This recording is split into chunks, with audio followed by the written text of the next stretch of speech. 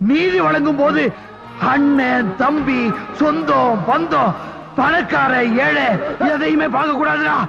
நியாயத்தை மட்டும் தான் சொல்லணும்.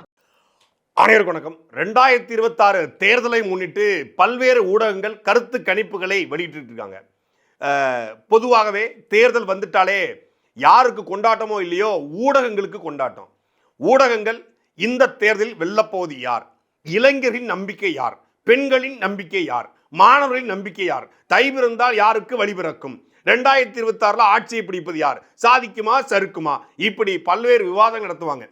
ஒரு கட்டத்தில் விவாதத்திற்கான மவுசு குறையும் போது கருத்து கணிப்புகளை வைத்து 4 நடுநிலையாளர்கள் பேரில் ஒவ்வொரு கட்சியின் சார்பான ஆட்களை அழைச்சிட்டு வந்து இந்த கருத்து கணிப்பு எடுத்துருக்கோம். நாங்கள் குறிப்பிட்ட சாம்பிள்ஸ் எடுத்திருக்கோம். இதை நம்ம இன்னைக்கு பார்க்க போகிறோம். டெல்டாவை வெல்ல போகிறது யாரு, தென்மண்டலத்தை வெல்ல போகிறது யாரு, மதுரையை வெல்ல போகிறது யாரு, மத்திய மண்டலத்தை வெல்ல போகிறது யாரு, கொங்கு மண்டலம், வடக்கு மண்டலம், சென்னை, இப்படின்னு பிரித்து வச்சு அவங்க அந்த கருத்து கணிப்புகளை வெளியிடுவாங்க. அப்படித்தான் நியூஸ் 7 தொலைக்காட்சி ஒரு கருத்து கணிப்பை வெளியிட்டிருக்காங்க. கிட்டத்தட்ட 234 தொகுதியில் பல மண்டலங்களாக பிரித்து அந்த கருத்து கணிப்பை வெளியிட்டிருக்காங்க. அவங்க கருத்து கணிப்பை பொறுத்தளவில் திமுக ஒரு அணி, அதிமுக ஒரு அணி, நாம் தமிழர் ஒரு அணி, அதே போல தமிழக வெற்றி கழகம் தாவேகா ஒரு அணி. 4 முனை போட்டியில் யாருக்கு வாய்ப்பு இருக்கிறது, யாருக்கு எத்தனை விழுக்காடு வரும், ஓட்டு எண்ணிக்கையை போடல, எத்தனை பெர்சன்டேஜ் வாங்குவாங்க அப்படின்னு போட்டிருக்காங்க. அந்த அடிப்படையில் பெரும்பான்மையான தொகுதிகளில் அதிமுக பாஜக கூட்டணி, அதாவது என்டிஏ தலைமையிலான அதிமுக கூட்டணி, தமிழ்நாட்டின் என்டிஏ கூட்டணி இருக்கு இல்லையா, அதிமுக கூட்டணி வெல்லும் அப்படின்னு பெரும்பான்மைய தொகுதியை போட்டிருக்காங்க. அடுத்தபடியாக திமுக சில தொகுதிகளை வெல்லும், கைப்பற்றும் அப்படின்னு போட்டிருக்காங்க. அடுத்தபடியாக தமிழக வெற்றி கழகம் 3வது இடத்தை பிடிக்கும் அப்படின்னு போட்டிருக்காங்க. தமிழக வெற்றி கழகத்துக்கு இணையாக சில தொகுதிகளிலும் சில தொகுதிகளில் நாம் தமிழர் கட்சி 5 விழுக்காடு 6 விழுக்காடு 3 விழுக்காடு வாக்கில் தான் பிடிக்கும், சில தொகுதியில் 11 12 பிடிக்கும் அப்படின்னு ஒரு ஆவரேஜாக போட்டிருக்காங்க. இப்போ அதெல்லாம் பிரச்சனை இல்லை. அந்த கருத்து கணிப்புக்கு சில சின்னங்களை ஒதுக்கியிருக்காங்க. தமிழக வெற்றி கழகத்துக்கு சின்னம் 2 நாளைக்கு ஒதுக்கப்பட்டிருக்கு. இந்த கருத்து கணிப்பு முன்னாடி எடுத்துக்கலாம், இந்த வீடியோ முன்னாடி எடுத்துக்கலாம். அதனால் அந்த சின்னத்தை வைக்கல. அவங்க தமிழக வெற்றி கழகத்தினுடைய கட்சியின் கொடியை மட்டும் பயன்படுத்தியிருக்காங்க. திமுகவுக்கு உதயசூரியன் சின்னம், அதிமுகவுக்கு ரெட்டை எல்லாருக்கும் தெரியும். நாம் தமிழர் கட்சிக்கு ஒரு சின்னத்தை இந்த நியூஸ் 7 தொலைக்காட்சி வெளியிட்டிருக்கு. இந்த சின்னம் 2021 சட்டமன்ற தேர்தலில் நாம் தமிழர் கட்சி நின்ன சின்னம். 2024 நாடாளுமன்ற தேர்தலையும் அந்த சின்னம் இல்லை. அதற்கு பிறகு அங்கீகரிக்கப்பட்ட கட்சியாக மாறின பிறகு நாம் தமிழர் கட்சிக்கு ஏர் உழவன் சின்னத்தை, விவசாய சின்னத்தை நாம் தேர்தல் ஆணையம் ஒதுக்கிடுச்சு. இது எல்லா ஊடகங்களையும் செய்தியாக வெளிவந்துச்சு. ஒரு அங்கீகரிக்கப்பட்ட கட்சிக்கு இந்த சின்னம் ஒதுக்கப்பட்டது கூட நியூஸ் 7க்கு தெரியுமா தெரியாதா, இல்லை தெரிஞ்சிருந்தும் பழைய சின்னத்தை மக்களை குழப்புறதுக்காக பண்றீங்களா, இல்ல மறந்து போய் பண்றீங்களா, இல்ல அலட்சியத்தால பண்றீங்களா, இல்ல வன்மத்தால பண்றீங்களா? ஒரு பொது தொலைக்காட்சி, தமிழ்நாட்டுக்குரிய ஒரு டாப் 10 தொலைக்காட்சியில் நியூஸ் 7 தொலைக்காட்சி ஒரு தொலைக்காட்சி. அந்த தொலைக்காட்சி சில நடுநிலையான செய்தியில் வெளியிடும் சொல்லி நிறைய மக்கள் அந்த நியூஸ் 7 தொலைக்காட்சியை பார்க்குறாங்க. அப்போ இதுதான் நாம் தமிழர் கட்சியின் சின்னம் என்று அந்த மக்களுக்கு நியூஸ் 7 தொலைக்காட்சி கொண்டு போய் சேர்க்க விரும்புகிறதா? ஒரு அங்கீகரிக்கப்பட்ட கட்சியினுடைய சின்னம் எதுவென்று கூட 8.2 விழுக்காடு வாக்கு வாங்கி இன்னைக்கு தமிழ்நாட்டில் 3வது பெரிய கட்சியாக இருக்கக்கூடிய நாம் தமிழர் கட்சி சின்னம் எதுவென்று கூட உங்களுக்கு தெரியாதா?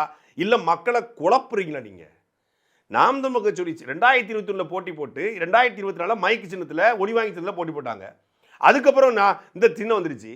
அந்த பழைய சின்னத்தை கொண்டு போய் வச்சா இப்போ உதயசூரனுக்கு பதிலாக இப்போ உதயசூரன் இப்படி இருக்குது, அதில் ஒரு கதிரவன் ஒளி வர்ற மாதிரி ஒரு சின்னம் இருக்குது, 2 மலை இருக்குது, அதுக்கு நடுவில் வந்து உதயசூரன் வருது. இது ஒரு சின்னம். இதுக்கு பதிலாக உதயசூரியனை மாற்றி உருண்ட மாதிரி சூரியன் தானே அப்படின்னு ஒரு சூரியனை கொண்டு வச்சா, பொதுவாக சூரியன் வட்டமாக தெரியுது இல்லையா, அந்த வட்டத்தை கொண்டு வச்சா அப்படி இருக்கும். திமுக காரங்க சும்மா இருப்பாங்களா? ரெட்டலைக்கு பதிலாக வேற ஏதாவது ஒரு இலையை கொண்டோ இல்லை பழைய சின்னத்தை கொண்டு வச்சோ அதிமுக காரங்க சும்மா இருப்பாங்களா? அப்போ அந்த சின்னம் தெரியுது, அதிமுகனா ரெட்டலை, திமுகனா உதயசூரியன், எல்லாருக்கும் தெரியும். அதை வைக்கிறீங்க. நாம் தமிழர் கட்சி ஒரு புதிய கட்சி, ஒரு வளர்ந்து வருகிறது. அந்த கட்சி போராடி அங்கீகரிக்கப்பட்ட கட்சியாக மாறி ஒரு ஓட்டுக்கு பணம் கொடுக்காம, கோழி பிரியாணி கொடுக்காம இத்தனை லட்சம் வாக்குகளை பெற்று நிற்குதுன்னா ஒரு ஊடகம் அந்த கட்சியினுடைய சின்னத்தை மக்கள்கிட்ட கொண்டு போய் சேர்ப்பது தான் உண்மையான ஜனநாயகம். ஆனால் சேர்க்கிற வேலையை செய்யாமல் நீங்கள் நாம் தமிழர் கட்சியுடைய புலிக்கொடியை போட்டிருந்தா கூட பரவாயில்ல, சின்னத்தையே போடலங்க, புலிக்கொடியை போட்டாருங்கன்னு பரவாயில்ல, இல்லை சீமான முகத்தை கூட வச்சுட்டு போயிருக்கலாம் அதுக்கு பதிலாக.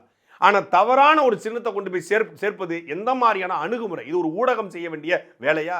இந்த வேலையை செய்யறதுக்கு தான் ஊடகம் நடத்திட்டு இருக்கீங்களா? உங்களுக்கு ஒரு குறிப்பிட்ட கட்சி வெல்லணும், ஒரு குறிப்பிட்ட கூட்டணி வெல்லணும் அப்படின்னு உங்க உரிமையாளர்களுடைய எண்ணமா கூட இருக்கலாம், தனிப்பட்ட நபருடைய விருப்பமா இருக்கலாம். ஆனால் அதை ஊடகத்தில் திணிக்கக்கூடாதுல்ல. இவங்க கருத்து கணிப்பு நடத்திருக்காங்க. இந்த கருத்து கணிப்பில் இவங்க இவங்க வெளில போகிறாங்க, இவங்க அடுத்தபடியாக வருவாங்க, இவங்க வந்து 3ஆம் இடம் வருவாங்க, இவங்க 4ஆம் இடம் வருவாங்கன்னு சொல்லி நமக்கு சிகிச்சை தொகுதிகளில் 3 விழுக்காடு 4 விழுக்காடு வாக்குகளை நியூஸ் 7 காட்டுது. சரி, இந்த கருத்து கணிப்பை நியூஸ் 7 எடுத்துச்சான்னா நியூஸ் 7 எடுக்கலை. நியூஸ் 7ல் எங்கே வேலை பார்க்கவே ஆள் இல்லையே, அப்புறம் நியூஸ் 7 நடக்கும். நியூஸ் 7ல் வீடியோ போடுறதுக்கே ஆள் கிடையாது, அங்கே சேனல் நடத்துக்க எடிட்டரும் இல்லை, ஒன்றும் இல்லை, 5-6 மாதமாக சம்பளம் வேற போடலை. அங்கே எப்படி எடுப்பாங்க? ஒரு கருத்து கணிப்பு அப்படின்னா 234 தொகுதி, கிட்டத்தட்ட 6,36,00,000 வாக்கு. இந்த 6,36,00,000 வாக்காளர்களுடைய மனநிலை 2021-24 இருந்தது போலவே இப்பவும் இருக்கும்னு நம்ப முடியுமானா நம்ப முடியாது. அந்த மக்கள் அந்த தொகுதி, அந்த தொகுதியின் பிரச்சனை, அப்புறம் பொது பிரச்சனை எல்லாத்தையும் வச்சு தான் வாக்களிப்பாங்க. ஒவ்வொரு தொகுதிக்கும் பல பிரச்சனை இருக்கு. ஆளும் கட்சியினுடைய மோசமான ஆட்சி, கடந்த கால ஆட்சியினுடைய மோசமான ஆட்சி, இது எல்லாம் மக்கள் மனதில் இருக்கும். அதை பல்வேறு அரசு கட்சிகள் வந்து மாற்ற முயற்சி பண்றாங்க. இப்போ அந்த தொகுதிக்குள்ள போய் ஒரு 2 லட்சம் வாக்காளர்களை 20,000 பேர்ட்ட ஒரு 10 விழுக்காடு சாம்பிள் எடுத்தாங்க. 20,000 பேர்ட்ட எடுத்தால் கண்டிப்பாக தெரிஞ்சிடும். ஆவரேஜ் எடுக்கிறோம். ஒரு எடுத்துக்காட்டுக்கு இப்போ தென்காசி தொகுதி இருக்கு. தென்காசி தொகுதிக்குள்ள அப்படியே நூல் பிடிச்சி தென்காசி கூடிய பல்வேறு கிராமங்களில் போய் ஒரு 20,000 பேர்ட்ட நீங்கள் வந்து எடுக்கிறாங்க சாம்பிள் அப்படின்னா அவங்க சொல்லிடுவாங்க யாருக்கு வாக்களிக்கிறோம், யாருக்கு வாக்களிக்கிற அப்படின்னு தெரிஞ்சிடும். அப்போ ஓரளவுக்கு கணிச்சிடலாம். திமுக எவ்வளோ ஓட்டு, அதிமுக எவ்வளோ ஓட்டு, நாம் தமிழர் எவ்வளோ ஓட்டு, தாவேக எவ்வளோ ஓட்டுன்னு ஓரளவுக்கு கணிச்சிடலாம். இவங்க எடுக்கிற சாம்பிள் மொத்தமாகவே தமிழ்நாடு முழுக்கவே பெரிய சேனல்ஸ் இருக்கு இல்லையா, அதாவது நான் சொல்கிறது வந்து இந்த NTTV CNN போல கருத்து கணிப்புகளில் இப்போ தமிழ்நாட்டில் இன்னும் புதிய தலைமுறை நேரடியாக கருத்து கணிப்பு நடத்துகிறாங்க. அப்புறம் வந்து பல்வேறு தொலைக்காட்சிகள் நேரடியாக கருத்து கணிப்பு நடத்தக்கூடிய தொலைக்காட்சிகளே 50,000 பேர் தான் மொத்தமாக சாம்பிள் எடுக்கிறாங்கன்னா 6.5 கோடி எங்கே இருக்குது, 50,000 எங்கே இருக்குது? ஒரு தொகுதிக்கு 50,000 எடுத்தாலே, தொகுதிக்கு 50,000 எடுத்தால் ஓரளவுக்கு கணிச்சிடலாம். ஆனால் மொத்தமாகவே 50,000 பேர்கிட்ட நீங்கள் வந்து கருத்து கணிப்பு நடத்தினா என்னத்தை கணிக்க முடியும்? சரி, இந்த 50,000 பேரை சந்திக்கணும்னா 50,000 நிமிஷங்கள் தேவை. அதுக்கு எவ்வளோ நாட்கள் பயணப்படணும்? எங்கே பயணப்பட்டு இந்த கருத்து கணிப்பு எடுக்கப்பட்டுச்சு? யார்கிட்ட போய் எடுத்தீங்க? எந்த ஊரில் எடுத்தீங்க? எவங்கிட்ட எடுத்தீங்க? இல்லை. சரி, கருத்து கணிப்பு நியூஸ் எடுத்துருக்காங்க, நியூஸ் எடுக்கல, யார் எடுத்துருக்கான்னு பார்த்தா ஸ்பிக் மீடியா அண்ட் இடம் வளம் கருத்து கணிப்பான். என்னடா ஸ்பிக் மீடியா இடம் வளம்? ஸ்பிக் மீடியான்னு போட்டு பார்த்தா 736 சப்ஸ்கிரைபர் வச்சுக்க ஒரு சேனல். இடம் வளம்னு ஒரு சேனலை போட்டு பார்த்தா நம்ம சகோதரர் கிஷோர் கேசாமி சேனல். ஸ்பிக் மீடியான்னு பார்த்தா அதுவும் கிஷோர் கேசாமி அண்ட் வகையராக்கள். கிஷோர் கேசாமி நேரடியாக அதிமுகவோட ஆதரவாளர். இந்த ஸ்பிக் மீடியாவும் நேரடியாக அதிமுக ஆதரவு சேனல். அதிமுக ஆதரவு மீடியாக்கள் என்ன பண்ணும்? அதிமுக ஆதரவாக தான் எடுக்கும். இப்போ கலைஞர் டிவி, சன் டிவி இவங்க கருத்துக்கள் நடத்துகிறாங்க. அவங்க என்ன நாம் தமிழர் வந்து மேலே ஏறுது, தாவேக்கா மேலே ஏறுது, அதிமுக சில தொகுதியில் கைப்பற்றுது அப்படின்னு கருத்து எடுத்துருவாங்களா? தயாநிதி மாறன் ஸ்டாலினை முந்தி போகிறான்னு கருத்து கணிப்பு வெளியிட்டதுக்கே மதுரை தினகர் அலுவலகம் என்னாச்சு எல்லாருக்கும் தெரியும். அழகிரி பின்தங்குறாரு அப்படின்னு ஒரு கருத்து கணிப்பு வெளியிட்டதுக்கே எந்த மாதிரி ஆச்சு, தயாநிதி மாறன் வெர்சஸ் அழகிரி அப்படின்னு போனதுக்கு ஒட்டுமொத்தமான மதுரை தினகரன் அழுத்த கொளிச்சு 3 பேரை உயிரோடு எரிச்சாங்க.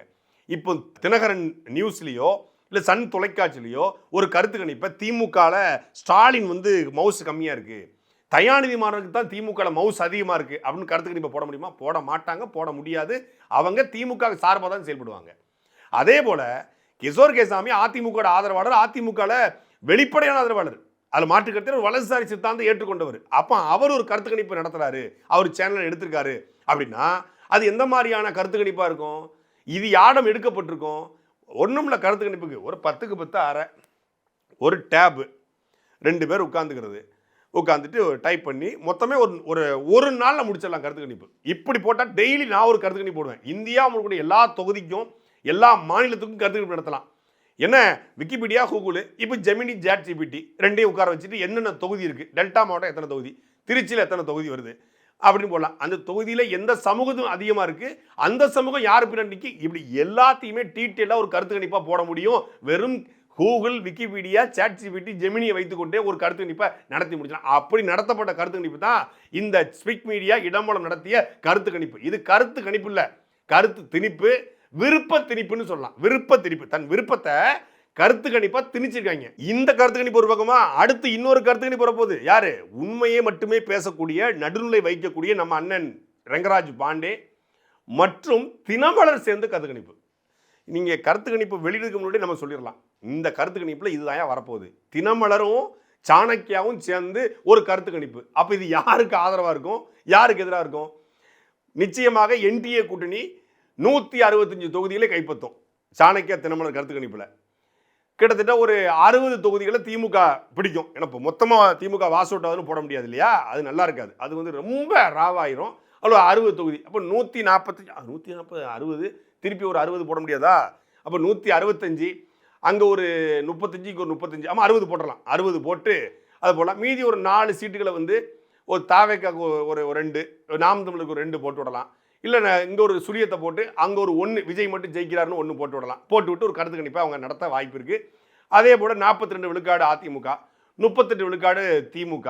அதே போல் ஒன்று சரி போகுது, ஒரு 10-11 விழுக்காடு இவர் விஜய், ஒரு 10 விழுக்காடு இவர் சீமானன். ஏன்னா குறைச்சி போட்டால் அவங்க ரொம்ப கொதிப்பாங்க, அதில் குறைச்சியும் போடக்கூடாது, ரொம்பையும் மேலே ஏற்ற வேண்டாம். 10 வச்சுக்குவோம், இவங்களுக்கு 11 வச்சுக்குவோம். இவரை 3 இடத்துக்கு தள்ளுவோம், அவரை 4 இடத்துக்கு தள்ளுவோம். இதாங்க போட்டி அப்படின்னு ஒரு கருத்து கணிப்பு வரலன்னா நான் என் பேரை மாற்றிக்கிறேன். இந்த கருத்து கணிப்பில் தாவேக்காவும் நாம் தமிழர் கட்சிக்கும் சரிசமமாக போட்டிருக்காங்க. அதாவது சில இடங்களில் பார்த்தீங்கன்னா தாவேக்கா 8 விழுக்காடாம், நாம் தமிழர் 3 விழுக்காடாம். சில இடங்களில் தாவேக்கா வந்து 8 விழுக்காடாம், நாம் தமிழர் 11 விழுக்காடாம். மாறி மாறி இப்போ ஆவரேஜ் கணக்கு பண்ணும்போது ரெண்டும் ஈக்குவலாக போகுது, கொஞ்சம் முன்ன பின்ன போகுது அப்படின்னு காட்டுறது.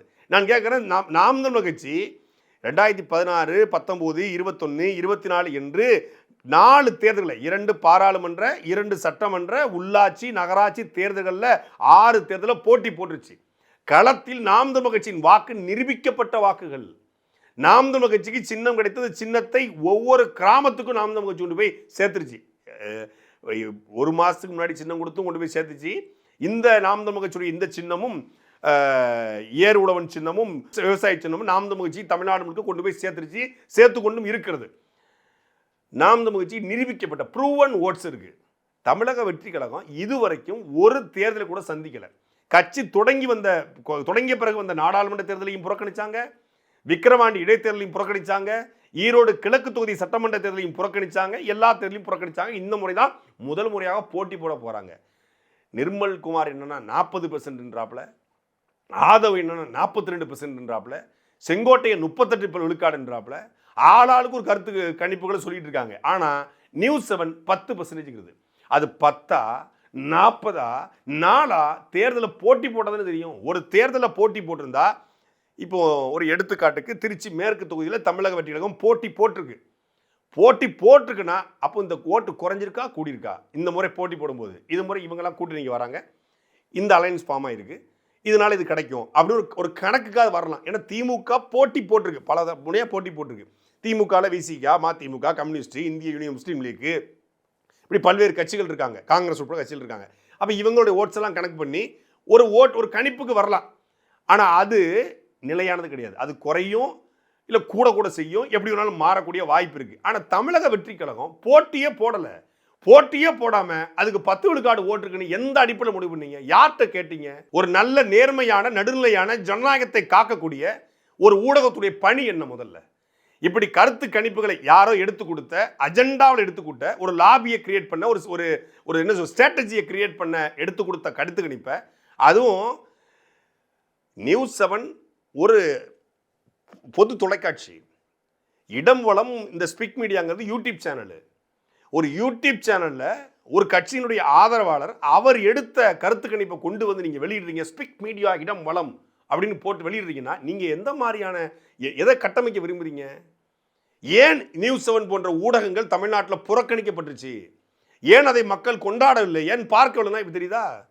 இப்படி ஒரு தகுதியற்ற கருத்து கணிப்பை எடுத்துக்கொண்டு வந்து நீங்கள் நிறுவ பார்க்கும்போது மக்கள் எப்படி உங்களை கொண்டாடுவான், நேசிப்பான்? இப்படித்தான் இதே நியூஸ் 7 2024 ஒரு கருத்து கணிப்பு வெளியிட்டாங்க. அது எந்த வளம்னு தெரியல. இப்போ இடம் வளம் மாதிரி அது கிழக்கு மேற்கான்னு தெரியல, கிள வளமாக இருக்கும், கிளமேற்கா இருக்கும். அங்கே அந்த கருத்து கணிப்பில் 8 to 14 தொகுதிகளை பாரதிய ஜனதா கட்சி கைப்பற்றும் அப்படின்னு வெளியிட்டாங்க. 8 to 14 பாரதிய ஜனதா கட்சிக்காரங்களே நல்லா விட்டத்தை பார்த்து சிரிச்சிருப்பாங்க. அருமையாக போட்டிருக்காங்கடா, கூறாண்டா, ஒரு கூவல் திலகம்டா, கூவல் திலகங்கிற பட்டத்தை உனக்கு தர்றோம்டா அப்படின்னு கொடுத்துருப்பாங்க. 8லேருந்து 14 சொன்னாங்கல்ல, 8 வேண்டாம், 6 வேண்டாம், 4 வேண்டாம், ஒரு தொகுதியாவது வென்றாங்களா? வெள்ளல. பாரதிய ஜனதா கட்சி 2024 நாடாளுமன்ற தேர்தல் தனிச்சு போட்டி போட்டுச்சுங்க. தனிச்சுன்னா அதிமுக இல்லாது தனித்து அமமுக இவங்கெல்லாம் இணைச்சிட்டு போட்டி போட்டாங்க. பாமக அவங்கெல்லாம் போட்டி போட்டாங்க. அப்பொழுது 8 to 14. அப்போ அந்த கருத்து கணிப்பு எப்படிப்பட்ட கருத்து கணிப்பாருன்னு தெரியுதா? இப்போ இதே மாதிரி தான் இன்னொரு ஊடகத்தில் அவங்க வந்து எந்த செய்தியாக இருந்தாலும் முந்தி கொடுப்பாங்க. அந்த முந்தி கொடுக்குற அந்த தொலைக்காட்சி என்ன பண்ணிச்சு, 4.2 விழுக்காடு தான் நாம் தமிழர் கட்சிக்கு 2019 எடுத்த ஓட்டையே அப்படியே கருத்து கணிப்பாக போட்டாங்க.